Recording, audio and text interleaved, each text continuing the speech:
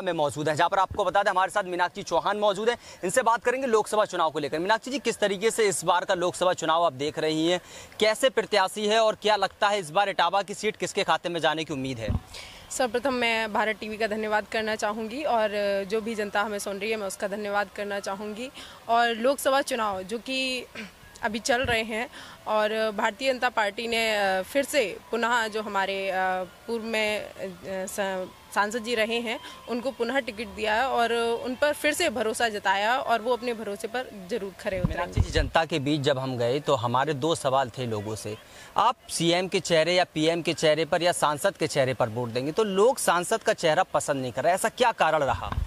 नहीं, मुझे तो नहीं ऐसा लगता कि सांसद का चेहरा पसंद नहीं कर रहे हैं, क्योंकि मैं भी क्षेत्र में जा रही हूं और जो भी हमारे मुद्दे हैं पार्टी के उन पर अगर हम देखें तो हमें नहीं लगता कि कहीं ऐसा कुछ है और सांसद को भी लोग पसंद कर रहे हैं। अच्छा, विकास को लेकर हम बात कर लेते, क्या लगता है आपको, क्या वाकई में 2014 के बाद इटावा में वैसा विकास हुआ है जो समाजवादी पार्टी के कार्यकाल में होता रहा है? नहीं, समाजवादी पार्टी का जो कार्यकाल रहा है तो उनका जो विकास का सिस्टम था, उनका सिर्फ विकास उनका परिवार था और सिर्फ सैफई विकास था। विकास इटावा का देखा जाए तो मुझे नहीं लगता कि इटावा का विकास समाजवादी पार्टी ने कुछ किया है। अगर विकास की बात की जाए तो भारतीय जनता पार्टी ने जरूर विकास किया है। अच्छा, क्या क्या विकास किया है जो आपको याद हो, थोड़ा बताओ। बिल्कुल, जो देखो केंद्र सरकार की एक योजना नहीं है, अगर हम योजनाएं के लिए खड़े हो जाएंगे तो केंद्र सरकार की बहुत सारी योजनाएं हैं जिन पर विकास किया है। और जैसे कि हम अगर अपनी सड़कों की बात करें, जहां बहुत से गांव ऐसे हैं, मैंने स्वयं देखा था, मैं खुद पहले इलेक्शन में गई थी तो वहां सड़कें नहीं थी, वहां सड़कें हो गई हैं। जहां रास्ते नहीं थे जाने के लिए वहां रास्ते बन गए हैं, बिजली नहीं थी वहां बिजली भी पहुंचाई गई है, तो ये बहुत अच्छी बात है। अच्छा, केंद्र में और स्टेट में आप ही की सरकार है लेकिन महंगाई पर अंकुश नहीं लगा पा रहे हैं, ऐसा क्या कारण है? आप महंगाई की बात कर रहे हैं, मुझे तो नहीं लगता, कहाँ महंगाई है। कि अगर आप अपने ही पड़ोस के देश की हालत देख लें, अभी मैंने न्यूज़ चैनल पर भी देखा था, पाकिस्तान की हालत देख लें कि वहाँ स्थिति क्या है और आज हमारे यहाँ की पाकिस्तान में पेट्रोल भी तो सस्ता है। सिर्फ पेट्रोल की बात पर हम क्यों आ जाते हैं? लोग गाड़ी नहीं, पहले खाने के लिए सोचो, खाने की स्थिति देखो कि वहाँ क्या स्थिति हो रही है। वहाँ लोग मोदी की मांग करने लगे हैं, तो वहाँ पर भी लोग मर रहे हैं भूखमरी से, यहाँ पर भी क्या कारण रहे? नहीं, यहाँ भूखमरी से नहीं मर रहे हैं, मुझे नहीं लगता कि यहाँ भूखमरी से लोग मर रहे हैं।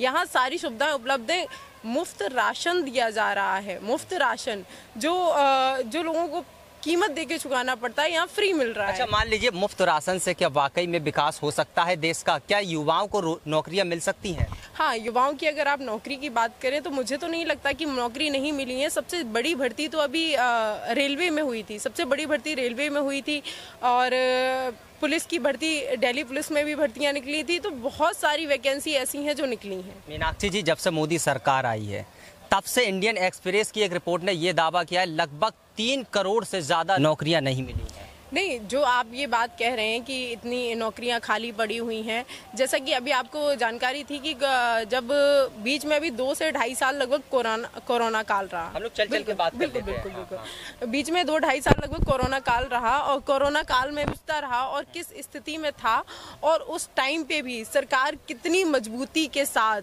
आप पूरी दुनिया की हालत, विश्व की हालत देख रहे थे क्या थी, सिर्फ भारतीय जनता पार्टी यहाँ पर थी तो किस मजबूती के साथ वो लोग यहाँ टिके रहे। आखिर जनता बीजेपी को वोट क्यों दे? सरकार के मुद्दे हैं, जो सरकार काम कर रही है और उससे लोग प्रसन्न हैं और इसीलिए 10 साल केंद्र में रहने के बाद हम फिर से तीसरी बार अपनी सरकार जरूर बनाएंगे।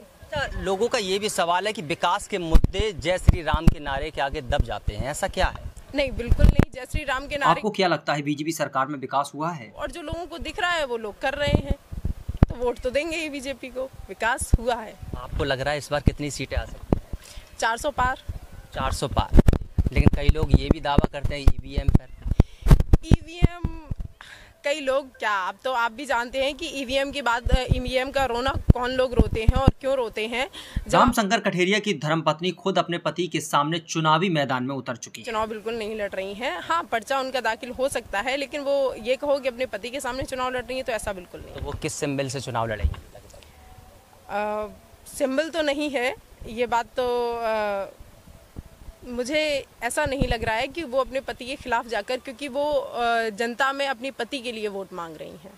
एक तरफ वोट मांग रही हैं, दूसरा अपने पति के खिलाफ चुनाव मैदान में उतर चुकी हैं। नहीं नहीं नहीं, बिल्कुल नहीं, वो अपने पति के खिलाफ बिल्कुल नहीं है, वो पति के साथ है। तो यानी कि पत्नी अलग चुनाव लड़ेगी, पति अलग चुनाव लड़ेंगे? नहीं नहीं नहीं नहीं नहीं नहीं, उनकी पत्नी बिल्कुल चुनाव नहीं लड़ेंगी। उनकी पत्नी चुनाव सिर्फ और सिर्फ अपने पति के लिए ही वोट मांग रही है, अपने पति के लिए सपोर्ट मांग रही है, अपने पति के लिए सहयोग मांग रही है। और कुछ बातें हो जो आप कहना चाहती हो, जनता के बीच अपने रखना चाहती हूँ?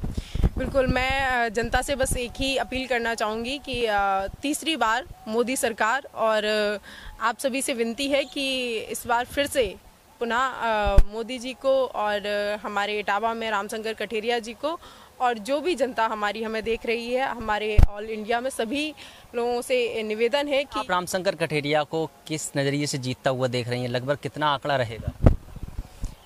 3 लाख पार। 3 लाख पार? 3 लाख काफी हो गया है। बिल्कुल बिल्कुल, इस बार बहुत अच्छी जीत होने वाली है। इस बार 17 लाख की वोटिंग है इटावा लोकसभा। इस बार सिर्फ कोई नहीं है, कोई टक्कर में ही नहीं है, कोई टक्कर में नहीं है, सिर्फ और सिर्फ रामशंकर कठेरिया। रामशंकर कठेरिया जीतेंगे? जी बिल्कुल बिल्कुल बिल्कुल। ये थी हमारे साथ बीजेपी नेत्री मीनाक्षी चौहान, जिन्होंने हमसे विभिन्न मुद्दों पर वार्तालाप की है। कैमरामैन सुमंत वाली के साथ असलम अंसारी, भारत टीवी, इटावा।